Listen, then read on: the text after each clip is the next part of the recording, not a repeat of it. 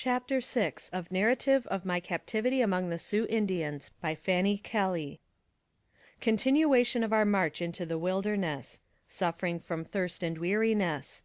Disappearance of my fellow prisoner.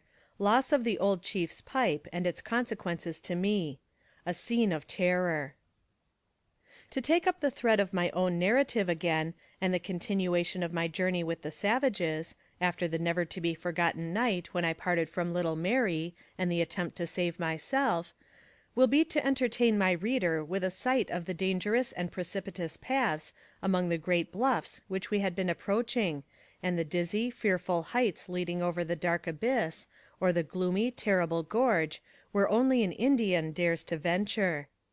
The blackness of night, and the dread of our savage companions, added terror to this perilous ride. As we passed the little creek before we plunged into these rocky fastnesses, we had left some scattered woods along its banks. I remember looking longingly at the dim shelter of those friendly trees, and being possessed by an almost uncontrollable desire to leap from the horse and dare my fate in endeavoring to reach their protecting shade. But the Indians' rifles behind me, and my dread of instant death, restrained me. And now my attention was attracted by the wild and terrible scenery around us, through which our fearful captors rode at ease, although it seemed impossible for man or beast to retain a footing over such craggy peaks and through such rugged ravines. The cool air and the sound of rippling water warned us of our nearness to a river, and soon the savages turned their horses down a deep declivity that, like a mighty wall, closed in the great bed of the North Platte. I saw that the river was rapid and deep, but we crossed the sands, plunged in, and braved the current. From the child to my husband was an easy transition. Indeed, when I thought of one, the other was present in my mind, and to mark the path of our retreat with the letters and papers I dropped on our way seemed the only hope I had of his being able to come to my rescue. As the horses plunged into the swelling river, I secretly dropped another letter, that, I prayed, might be a clue to the labyrinth through which we were being led, for I could see by all the Indians' precautions that to mislead any who should have the temerity to attempt our recovery was the design of their movements. They had taken paths inaccessible to white men, and made their crossing at a point where it would be impossible for trains to pass, so that they might avoid meeting emigrants. Having reached the opposite bank, they separated into squads, and started in every direction except southward, so as to mislead or confuse pursuers by the various trails. The band that surrounded and directed us kept to the northward a little by west. I tried to keep the points of compass clearly, because it seemed part of the hope that sustained me. Mr. Kelly had said that our position on the Little Box Elder was about 12 miles from Deer Creek Station, which lay to the northwest of us. Marking our present course, I tried, by calculating the distance, to keep that position in my mind, for toward it my yearning desire for help and relief turned. After crossing the river and issuing from the bluffs, we came to a bright, cool stream of water in a lovely valley which ran through its bosom, spreading a delicious freshness all around.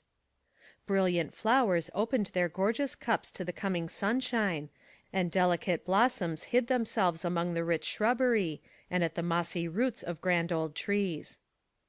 The awakening birds soared upward with loud and joyful melodies, and nature rejoiced at approaching day. The beauty and loveliness of the scene mocked my sleepless eyes, and despair tugged at my heartstrings. Still I made superhuman efforts to appear cheerful, for my only refuge was in being submissive and practicing conciliation. My fear of them was too powerful to allow me to give way to emotion for one moment. There were sentinels stationed at different places to give the alarm, in case of any one approaching to rescue, and I afterward learned that in such a case I would have been instantly murdered. Next morning I learned by signs that Indians had gone out in search of little Mary, scattering themselves over the hills in squads. Those remaining were constantly overlooking their plunder and unrolling bundles taken from our wagons. They indulged their admiration for their spoils in loud conversation.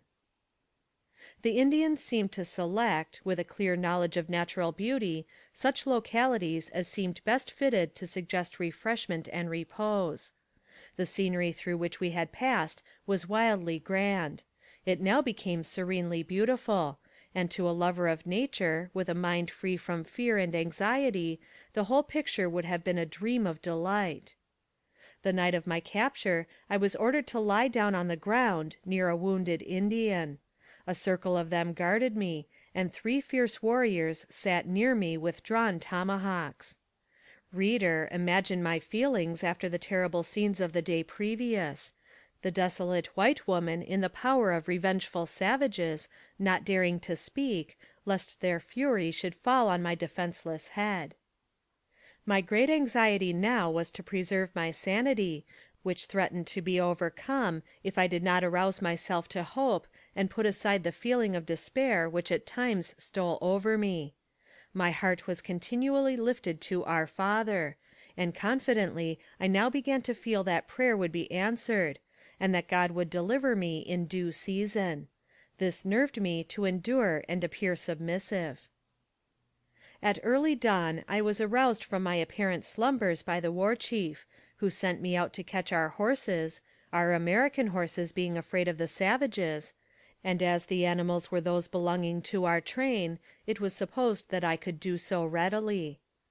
Upon turning, my eyes were gladdened by the sight of my fellow prisoner, who was seated with her boy upon the ground, eating buffalo meat and crackers. I went immediately to her, and we conversed in low tones, telling her of my intention to escape the first opportunity.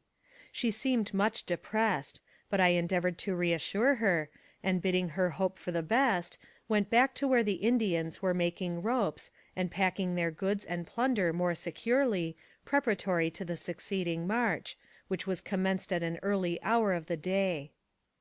We proceeded on our journey until near noon, when we halted in a valley not far to the north of Deer Creek Station, and I met this lady again. It was a clear and beautiful valley where we rested until the scorching rays of the sun had faded in the horizon. Being burdened with the gun and bow and arrow of the chief, my tired arms were relieved, and I pled for the privilege of camping here all night for many reasons. One was, we might be overtaken by friends sent to rescue us, and the distance of return would be less if I should be successful in my next attempt to escape. My entreaties were unavailing. The savages were determined to go forward, and we were soon mounted and started on. We traveled until sunset, then camped for the night in a secluded valley. We seemed to enter this valley along the base of a wall composed of bluffs or peaks. Within these circling hills it lay, a green, cool resting place, watered by a bright, sparkling stream, and pleasantly dotted with bushes and undergrowth. The moon went down early, and in the dim, uncertain starlight, the heavy bluffs seemed to shut us in on all sides, rising grimly like guardians over our imprisoned lines. Blankets were spread, and on these the Indians rested. I was then led out some distance in the camp, and securely fastened for the night. But before this, I remarked to my fellow prisoner, my determination to escape that night, if my life were the forfeit, as in every wind I fancied I could hear the voice of little Mary calling me. She entreated me not to leave her, but promising help to her should I be fortunate enough to get free, I sadly bade her good night, and went to my allotted place. In the morning, when permitted to rise, I learned that she had disappeared. A terrible sense of isolation closed around me. No one can realize the sensation without in some measure experiencing it. I was desolate before, but now that I knew myself separated from my only white companion, the feeling increased tenfold, and seemed to weigh me down with its awful gloomy horror. In the heart of the wilderness, surrounded by creatures with whom no chord of sympathy was entertained, far from home, friends, and the interests of civilized life, the attractions of society, and, above all, separated from husband and loved ones, there seemed but one glimpse of light in all the darkness of despair left, and that was flight. I listened to every sound, while moments appeared hours, and it seemed to me that death in its most terrible form would not be so hard to bear as the torturing agony I then endured. I murmured broken prayers. I seemed to hear the voices of my husband and child calling me, and, springing forward with a wild belief that it was real, would sink back again, overwhelmed with fresh agony. Arrangements were then made for resuming our journey, and we were soon once more on our march. Another burden had been added to my almost worn out frame, the leading of an unruly horse, and my arms were so full of the implements I was forced to carry, that I threw away the pipe of the old chief, a tube nearly 3 feet long, and given me to take care of, which was very unfortunate for me, exciting the wrath and anger of the chief to a terrible degree. Now they seemed to regard me with a suspicious aversion, and were not so kind as before. The country they passed over was high, dry, and barren. I rode one horse and led another, and when evening came they stopped to rest in a grove of great timber, where there was a dry creek bed. Water was obtained by digging in the sand, but the supply was meager, and I was allowed none. The sun began to sink, and the chief was so enraged against me that he told me by signs that I should behold it rise no more. Grinding his teeth with wrathful anger, he made me understand that I was not to be trusted, had once tried to escape, had made them suffer the loss of my child, and that my life would be the forfeit. A large fire had been built, and they all danced around it. Night had begun to darken heavily over me, and I stood trembling and horror struck, not knowing but that the flame the savages capered about was destined to consume my tortured form. The pipe of the chief was nowhere to be found, and it was demanded of me to produce it. He used the Indian words chapa chanopa, uttered in a voice of thunder, accompanying them with gestures, whose meaning was too threatening to be mistaken. I looked in fear and dismay around me, utterly at a loss to know what was expected, yet dreading the consequences of failing to obey. Wechela, the Indian boy, who had been so kind to me, now came up, and made the motion of puffing with his lips, to help me, and then I remembered that I had broken the pipe the day before, and thrown it away, ignorant of their veneration for the pipe, and of its value as a peace offering. The chief declared that I should die for having caused the loss of his pipe. An untamed horse was brought, and they told me I would be placed on it as a target for their deadliest arrows, and the animal might then run at will, carrying my body wherever it would. Helpless, and almost dying with terror at my situation, I sank on a rocky seat in their midst. They were all armed, and anxiously awaited the signal. They had pistols, bows, and spears, and I noticed some stoop and raise blazing firebrands to frighten the pawing beast that was to bear me to death. In speechless agony I raised my soul to God. Soon it would stand before his throne, and with all the pleading passion of my sinking soul I prayed for pardon and favor in his precious blood, who had suffered for my sins, and risen on high for my justification. In an instant a lifeline of thought condensed itself into my mind, and I could see my old home and hear my mother's voice; and the contrast between the love I had been so ruthlessly torn from, and the hundreds of savage faces gleaming with ferocity and excitement around me, seemed like the lights and shadows of some weird picture. But I was to die, and I desired, with all the strength of my soul, to grasp the promises of God's mercy, and free my parting spirit from all revengeful, earthly thoughts. In what I almost felt my final breath, I prayed for my own salvation, and the forgiveness of my enemies; and remembering a purse of money which was in my pocket, knowing that it would decay with my body in the wilderness, I drew it out, and, with suffused eyes, divided it among them, though my hands were growing powerless and my sight failing. $120 in notes I gave them, telling them its value as I did so, when, to my astonishment, a change came over their faces.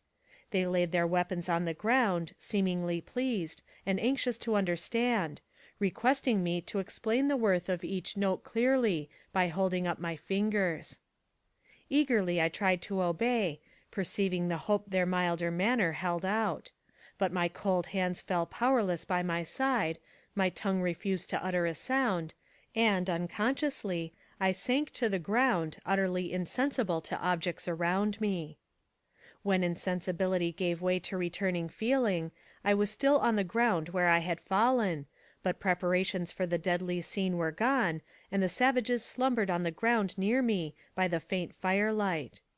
Crawling into a sitting posture, I surveyed the camp, and saw hundreds of sleeping forms lying in groups around, with watches set in their places, and no opportunity to escape, even if strength permitted. Weak and trembling, I sat down, and lay silent until daybreak, when the camp was again put in motion, and, at their bidding, I mounted one horse and led another, as I had done on the day previous. This was no easy task, for the pack horse, which had not been broken, would frequently pull back so violently as to bring me to the ground, at which the chief would become fearfully angry, threatening to kill me at once. Practicing great caution, and using strong effort, I would strive to remain in the saddle to avoid the cuffs and blows received.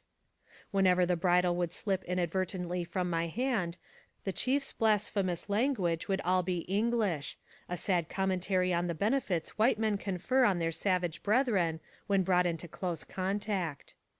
Drunkenness, profanity, and dissolute habits are the lessons of civilization to the red men, and when the weapons we furnish are turned against ourselves, their edge is keen indeed.